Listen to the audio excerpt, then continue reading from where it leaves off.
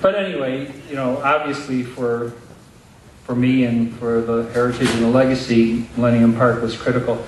And I would also say when Christine interviewed us, you know, I think they tremendously underplayed the value of Millennium Park because the buildings would not be built without Millennium Park. So the gain was not $100 a square foot, the gain was everything that the buildings did, because they wouldn't be there without Millennium Park. And I don't think they'd be there without what Louis D'Angelo and his family did before, because the only comp we had when we did the heritage was his building. We're a focus group. We're a focus group, yeah. So, and I'll move it right along. Now, the current central area plan, I put this up for kind of like only one reason, and that's the central area plan doesn't talk about the heritage. The central area plan doesn't talk about the legacy. Central area plan probably doesn't talk about most of the buildings that will be built, because buildings get built because people take chances, and usually when people take chances, they don't go look for somebody who had a plan for what chance they ought to take. So, but anyway, someday you may see all those buildings in blue, but I doubt it. What we're going to talk about, you know, we carefully planned this whole presentation this morning over a cup of coffee, and I knew that these guys were all going to talk about the park a lot, and so we took it to a higher plane. That's what Mesa's all about, taking things to a higher plane. So I'm going to talk about, in a more macro sense, why things work the way they do. So we're going to talk about population, choice, environment, demographics, etc. and so on. The first really big thing, and I think seriously that we all need to know about the city of Chicago, is that after 50 years of population decline, we finally, in the census in the year 2000, had a population increase. And, you know, I think that you can almost all the time say that cities that are growing with job increases will be good cities for condominiums, and cities with population decrease will not be. So one of the really important things, we can talk about Millennium Park a lot, but we have a very vibrant city whose population in the Midwest is growing, and that's making a lot of this happen. And also down here you can see that the growth, the change in growth in the loop near south and north south between 1990 and 2000.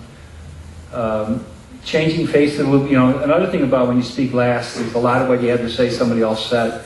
So I can get through this more quickly. But, you know, office moved to the west, residential growth to the east. Growth in college students, you know, this is really a big deal, and we laugh about DePaul and about Roosevelt, but all the schools in the loop have brought in excess of 50,000 students. In fact, I think it's probably more like 60. And we are now the biggest college town in the state of Illinois, and we'll continue to grow. So there is a huge influx of young men and women, and it's great for our city because a lot come here to go to school and they stay when they get here, and that intellect will be wonderful for our city, and they'll buy condominiums too. And I think finally we've got Block 37 going, at least this week. And so we're happy about Block 37. We think it's fabulous. This is a little bit repetitive of one of Lewis's, I was going to say slide, but don't want to say I'm that old. So this is a PowerPoint. And anyway, everything in blue is residential. And, you know, people really talk a lot about the fact that this is a office city, a service city, but not many people realize exactly how much of it is truly residential in nature, and this gives you a view, and Louis touched on it too. I have to thank Gail Listener for this, and so you see right down there, I promised I would. There are 5,430 condominiums in inventory today, and that's as of 9 o'clock this morning. But very interesting, of all the condominiums delivered between 2003 and 2006, about 10,900 units, only 3% are not sold. Of the units that are in construction today, such as the Legacy, only 26% are not sold. And that's understandable since banks prefer 50%, 60% pre-sale before they'll let you open your loan.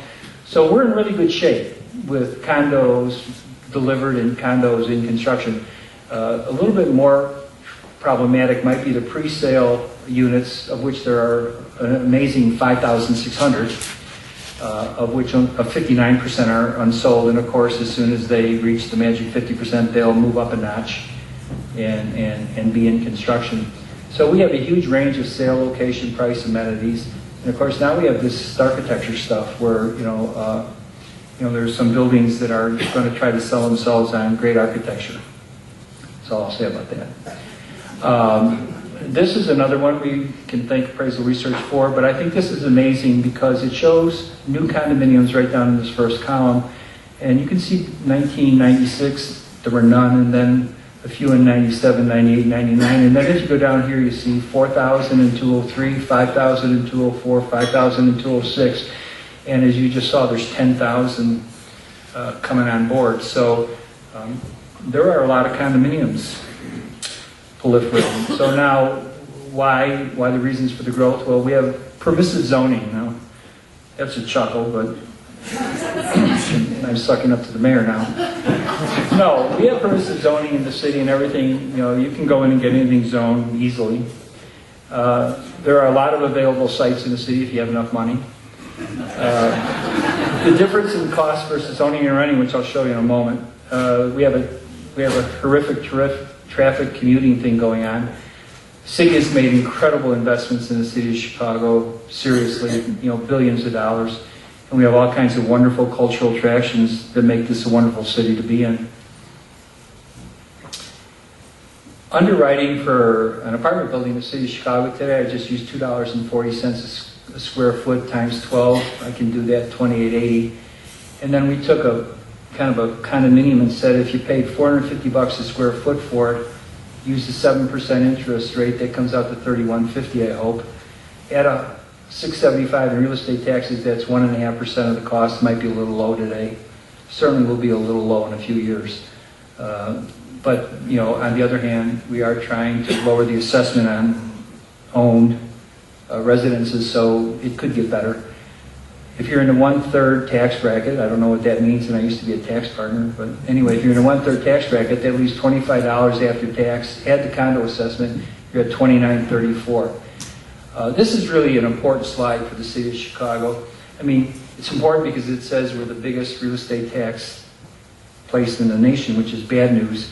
But if you're a condo developer, it means I can prove to you pretty readily that if you want to rent in a really luxurious new apartment, you can buy and have all the benefits of appreciation at no cost. We're the second worst traffic in the nation, and this is from the Census Bureau. We're average 32.7 minutes one way. New York is worse, the only one worse at 38. And interestingly, we spend 15% more time in our cars than people in Los Angeles do. And if you were thinking about it, you'd say Los Angeles was worse. So here's what it costs at Tom Shell to buy gas these days. But now, if there's any lawyers in the crowd or other people that bill by the hour, you want to pay close attention to this particular.